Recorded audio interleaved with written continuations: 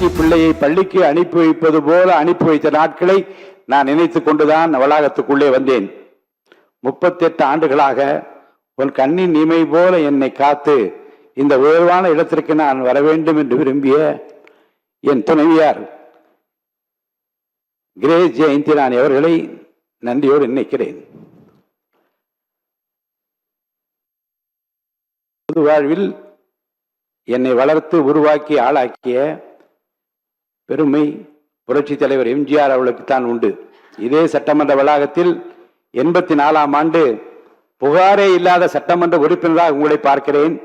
யாரை கேட்டாலும் கண்ணியமானவர், நல்லவர் என்று சொல்கிறார்கள். இந்த நற்பெயரை எப்படி எடுக்க முடிந்தது என்று புரட்சி தலைவர் என்னிடம் கேட்டார். சிறிய வயதில் என்னை சட்டமன்ற உறுப்பினராக ஆக்கினீர்கள், உங்களுக்கு கெட்ட பெயர் வரக்கூடாது என்று கவனமாக நடக்கிறேன் என்று பதில் சொன்னேன். மிகவும் பாராட்டி கொண்டிருந்த சட்டமன்ற பேரவையில் என்னை அனுப்பி வைத்தார். 78ஆம் ஆண்டு அம்பத்தூர் நகரிய கவுன்சிலர், 80ஆம் ஆண்டு சட்டமன்ற உறுப்பினர், 84ஆம் ஆண்டு ஒருங்கிணைந்த 17 தொகுதிகளை உள்ளடக்கிய செங்கல்பட்டு மாவட்டத்திற்கு மாவட்ட செயலாளர். 85ஆம் ஆண்டு முதல் அவர் மறையும் வரை அனைத்திந்திய அண்ணா திராவிட முன்னேற்ற கழக எம்ஜிஆர் இளைஞரணி செயலாளர் பொறுப்பில் அமர்த்தினார். அவர்தான் எனக்கு வாத்தியார். மனிதநேயம் உட்பட பல ஆளுமை பண்புகளை அவரிடம் நான் கற்றுக்கொண்டேன். எனக்கு ஒரு மகள் இருந்திருந்தால் நான் பிரபாகருக்குத்தான் கொடுத்து வைப்பேன் என்று தமிழ்நாட்டில் முதல் முறையாகவும் கடைசி முறையாகவும் என்னை ஒரு வீட்டு பிள்ளை போல வளர்த்து உருவாக்கிய ஆளாக்கிய புரட்சி தலைவர் எம்ஜிஆருடைய நினைவுகளை இந்த நேரத்தில் நான் சுமக்கின்றேன். அவர் மறைவுக்கு பிறகு மறைந்த முதல்வர் புரட்சி தலைவி அம்மா அவர்கள் அன்பையும் நம்பிக்கையும் பெற்று அவரோடு பலமுறை நான் பயணித்திருக்கிறேன். பல முக்கிய முடிவுகள் எடுக்கின்ற அந்த கொள்கை முடிவு கூட்டங்களில் பங்கு பெற்றிருக்கிறேன். மக்கள் தலைவர் மூப்பனார் அவர்களோடு பொதுவாழ்வு பயணம் தொடர்ந்தது. காங்கிரஸ் பேரியக்கத்தின் மாபெரும் தலைவரான அவர் தனி இயக்கம் கண்டபோது அவரின் அரசியல் தனி செயலாளராக பணியாற்றினேன்.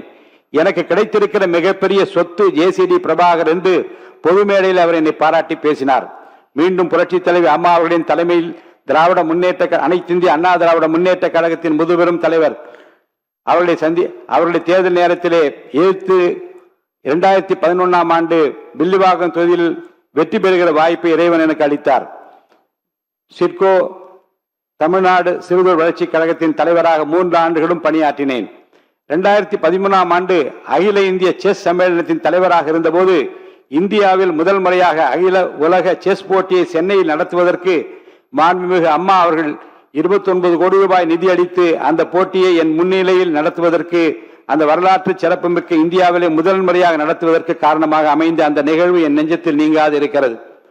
2016ஆம் ஆண்டு சட்டமன்ற உறுப்பினர் தேர்தலில் நான் வெற்றி வாய்ப்பை இழந்தபோது கொளத்தூர் தொகுதியில் புரட்சி தலைவி அம்மா அவர்கள் என்னிடம், தேர்தல் பணியை சிறப்பாக செய்தீர்கள், உங்கள் எதிர்காலம் பிரகாசமாக இருக்கிறது, எதை பற்றியும் கவலைப்பட வேண்டாம், நான் உங்களுடனே இருக்கிறேன் என்று என்னிடம் சொல்லி என்னை அழைத்து காரை நிறுத்தி இதை சொல்லி என்னை உற்சாகப்படுத்திய நினைவு என் நெஞ்சத்தில் நீங்காது இருக்கிறது.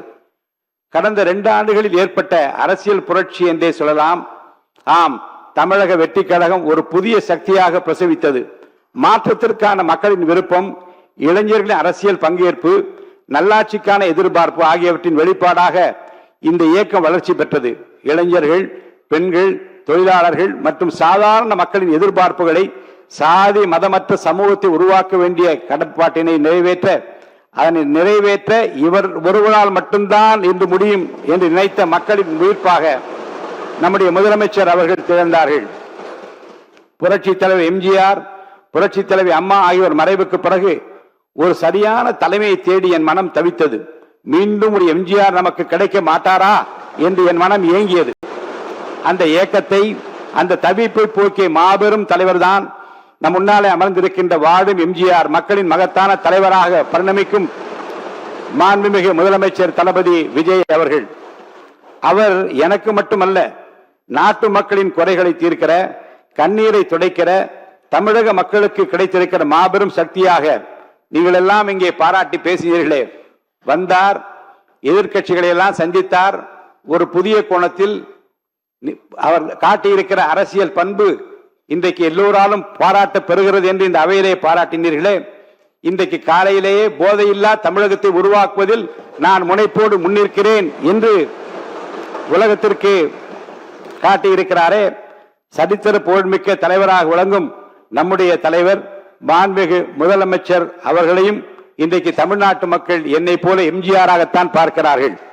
எளிதில் வெல்ல முடியாத தொகுதி 1000 விளக்கு தொகுதி என்று கருதப்பட்ட நேரத்தில் என் மீது நம்பிக்கை வைத்து மாண்புமிகு முதல்வர் அவர்கள் போட்டியிட வைத்து நேரில் வந்து பிரச்சாரம் செய்தார்கள்.